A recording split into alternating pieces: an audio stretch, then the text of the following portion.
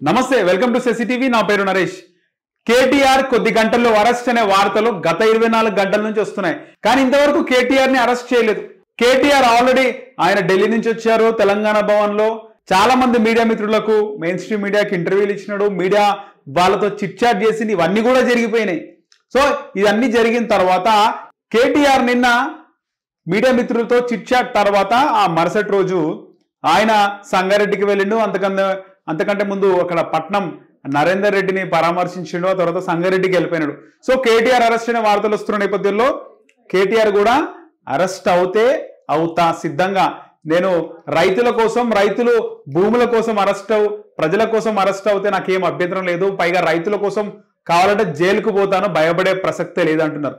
అసలు రేవంత్ రెడ్డి అంటే కేటీఆర్ కి కొంచెం కూడా అంటే ఒక ముఖ్యమంత్రి రేవంత్ రెడ్డా అనే విధంగా మాట్లాడుతున్నాడు. రేవంత్ రెడ్డి ఎంత అనే విధంగా మాట్లాడుతున్నాడు. రేవంత్ రెడ్డి ఒక వెంట్రుకతో సమానం అనే విధంగా కేటీఆర్ మాటలు అయితే మనకు కనిపిస్తున్నాయి. సో మీడియా చిట్ చాట్ లో చాలాసేపు అక్కడ కేటీఆర్ తో కూర్చోవడం జరిగింది. సో కేటీఆర్ అరెస్ట్ అనే వార్తలు వస్తున్నాయి.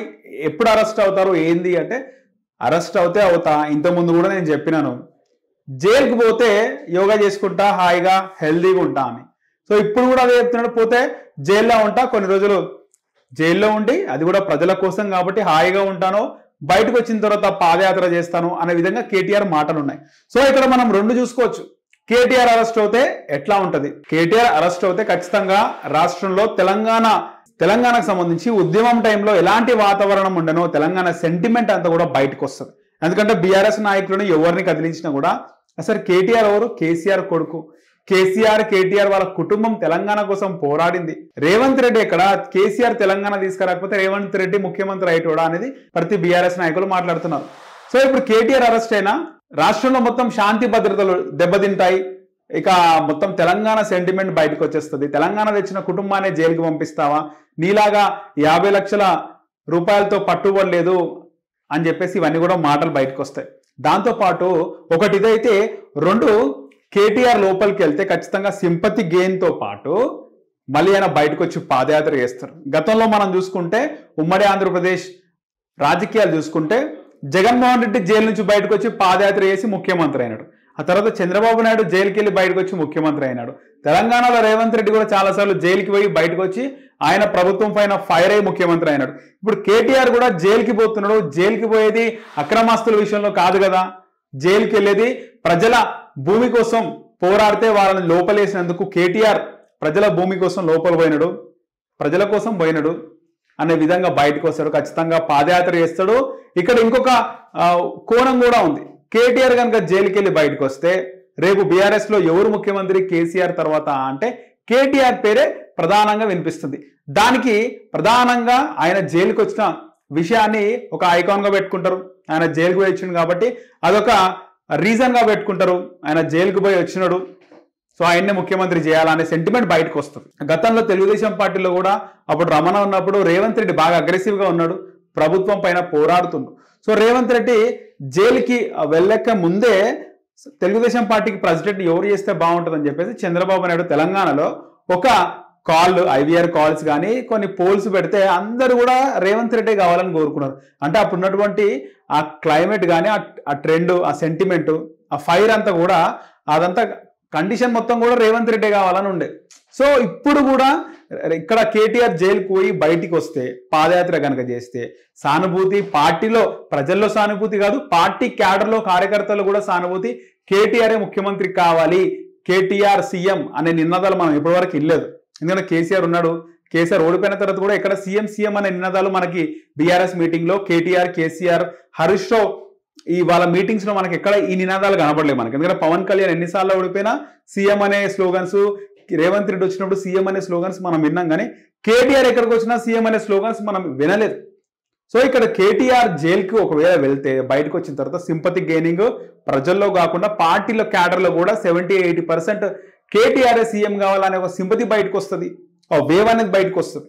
సో అది ఖచ్చితంగా ఆయన సీఎం అయ్యే అవకాశం ఉంటుంది. సో ఎప్పుడు కాంగ్రెస్ కి ఆల్టర్నేటివ్ గా మళ్ళీ ఉందంటే అది బీఆర్ఎస్. మధ్యలో బీజేపీ లోక్సభ ఎన్నికలు అప్పుడు కొంచెం హైప్ వచ్చింది, అంటే వాస్తవానికి సగం హైప్ వచ్చినప్పటికీ కూడా ప్రజెంట్ ఉన్న పలంగా ఎన్నికలు జరిగితే బీఆర్ఎస్ వర్సెస్ కాంగ్రెస్ ఉంటుంది.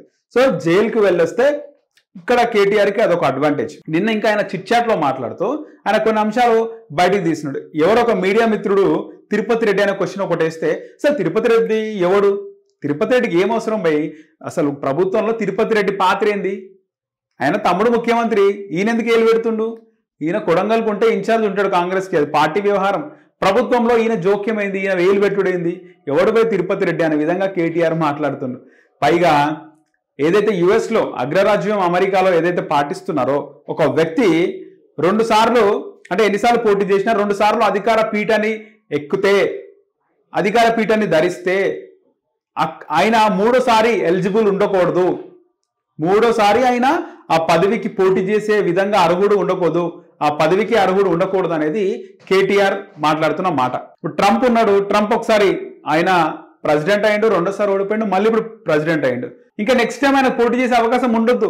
సో మన ఇక్కడ భారతదేశంలో తెలంగాణ ఆంధ్రప్రదేశ్లో కూడా ఖచ్చితంగా 2 సార్లు కనుక ఎవరైనా పవర్లో ఉంటే 3సారి వాళ్ళకు పోటీ చేసే అవకాశం ఉండకూడదు. ఇది నేను కోరుకుంటున్నాను, మార్పు కావాలి, ఎప్పుడు ఒకటే వెళ్తారంటే బోర్ కొట్టేస్తుంది కదా, వేరేలకు కూడా ఛాన్స్ ఇవ్వాలని కేటీఆర్ మాట్లాడుతుంది. సో కేటీఆర్ అహంకారి, కేటీఆర్ పొగరబోతు అనే వార్తలు చాలా నేనైతే విన్నాను.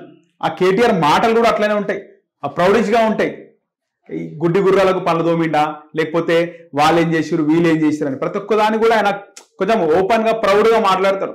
సో కేటీఆర్కి ఎక్కువ పొగరు అనుకున్నాం, కానీ నిన్న కేటీఆర్ మాట్లాడుతుంటే చాలాసేపు ఒక అరగంట సేపు కేటీఆర్తో చిట్ చాట్లో కూర్చున్న తర్వాత ఆయన మాట్లాడుతుంటే ఆయనది అంటే ఆయనకు ఉన్నటువంటి ప్రౌడ్ కంటే కూడా ఆయన కాన్ఫిడెంట్ లెవెల్ మనకు కనిపిస్తున్నాయి, అంత కాన్ఫిడెన్స్ ఉంది కేటీఆర్కి అనిపిస్తుంది. అంటే అటు పరిపాలన కానీ, ఇటు వాక్చాతుర్యం కానీ, భాష కానీ, లేకపోతే ఆయనకు రాష్ట్రం పైన ఉన్న అవగాహన కానీ, ఇవన్నీ కూడా కేటీఆర్కు ఉన్నాయి. పైగా రేవంత్ రెడ్డి అంటే కూడా ఒక ముఖ్యమంత్రి రేవంత్ రెడ్డా, ఆయన ముఖ్యమంత్రికి అన్ఫిట్ అనే మాట చాలా తేలికగా మాట్లాడుతున్నాడు కేటీఆర్. ఉన్న పలంగా ఎన్నికలు జరిగినా కేటీఆర్ ముఖ్యమంత్రి అయినా ఏం చేయాలా అనేది కేటీఆర్కి బాగా మైండ్లో ఉంది. అదంతా కూడా అంటే కేసీఆర్ మనం ఒక్కసారి గమనిస్తే కేసీఆర్ ఫ్యామిలీలో ఆ బ్లడ్లోనే ఉందనిపిస్తుంది. ఎందుకంటే ఈ రాష్ట్ర రాజకీయాల్లో నందమూరి తారక రామారావు గారు 1983లో పాలిటిక్స్లోకి వస్తే కేసీఆర్ అంతకుముందు నుంచే పాలిటిక్స్లో ఉన్నాడు. వేరే చంద్రబాబు నాయుడు ఎప్పటి నుంచి పాలిటిక్స్లో ఉన్నాడో, రాజశేఖర్ రెడ్డి ఎప్పటి నుంచి పాలిటిక్స్లో ఉన్నాడో, కేసీఆర్ కూడా అప్పటి నుంచే పాలిటిక్స్లో ఉన్నాడు. అంటే ఆ తరం రాజకీయ నాయకుడు. కేసీఆర్ 1978, 1983లో ఆయన ఎమ్మెల్యేగా మొట్టమొదటిసారి గెలిచిండొచ్చు. 78లో ఓడిపోయిండు కేసీఆర్, 1983 తర్వాత ఆయన ఎమ్మెల్యేగా గెలిచిండొచ్చు. కానీ ఆ చంద్రబాబు నాయుడు ఆరెంజ్ పొలిటీషియను, ఆ స్థాయి నాయకుడు, అంత అనుభవం ఉన్న నాయకుడు కాబట్టి కేసీఆర్ కడుపులో పుట్టిన కవిత కానీ కేటీఆర్ కానీ అంతే తండ్రికి తగ్గ కొడుకు కూతురుగానే వాళ్ళు ఉన్నారు. వాళ్ళకి చాలా అవగాహన ఉంది. రాష్ట్రం ఒకవేళ వాళ్ళ చేతిలో పెట్టినా ఎట్లా పరిపాలించాలా, కేసీఆర్ లేకుండా కూడా ఏ విధంగా పరిపాలించాలా అనేది కేటీఆర్కి ఉన్న విషయం నాకు నిన్న అర్థమైంది. ఆయన చూస్తుంటే, ఆయన మాట తీరు అవన్నీ కూడా చూస్తుంటే చాలా కాన్ఫిడెన్షియల్ లెవెల్స్ అయితే కేటీఆర్కి బాగా ఉన్నాయి. ముఖ్యమంత్రిగా ఒక ఫిట్ నాయకుడు, ఫిట్ వ్యక్తి అనే కూడా కేటీఆర్ గురించి మాట్లాడుకోవచ్చు. కానీ కేటీఆర్ జైలుకి వెళ్తే రాష్ట్రంలో ఏం జరుగుతుంది? ఖచ్చితంగా శాంతి భద్రతలు దెబ్బతింటాయి. రీసెంట్ టైమ్స్ లో ఎక్కడ కూడా జరగని సంఘటనలు రాష్ట్రంలో జరుగుతాయి. అంటే గత 5 years నుంచి జరగని సంఘటనలు కూడా రాష్ట్రంలో జరిగే అవకాశం ఉంటుంది. తెలంగాణ మూమెంట్లో రాష్ట్రం ఏ విధంగా ఉండెనో అప్పుడున్నటువంటి కాంగ్రెస్ ప్రభుత్వం పైన ప్రజలు, బీఆర్ఎస్ నాయకులు, తెలంగాణ వాదులు ఏ విధంగా తిరగబడ్డారో ఇప్పుడు కేటీఆర్ అరెస్ట్ అవుతే ఖచ్చితంగా ఆ విధంగానే రాష్ట్రంలో శాంతి భద్రతలు కానీ ప్రజల నుంచి ఒక మరో ఉద్యమం ఖచ్చితంగా వచ్చే అవకాశం ఉంది. ఇది తెలంగాణ ఉద్యమం కంటే కీలకమైనటువంటి ఉద్యమంగా ఖచ్చితంగా మనం చూడవచ్చు. కేటీఆర్ అరెస్ట్ అవుతే రాష్ట్రంలో పరిణామాలు అయితే తీవ్రంగా ఉంటాయని నేనైతే చెప్తున్నా. అది ఒకవేళ అరెస్ట్ అవుతే ఏందనేది కూడా చూద్దాము. సో మీరేమనుకుంటున్నారు? ఒకవేళ కేటీఆర్ అరెస్ట్ అవుతే ఏం జరుగుతుంది, ఏం జరగబోతుందని మీరేమనుకుంటున్నారో కింద కామెంట్ సెక్షన్లో కామెంట్ చేయండి. మన సెసిటీవీలో ఎక్స్క్లూజివ్ న్యూస్ అయితే మనం అందిస్తాం.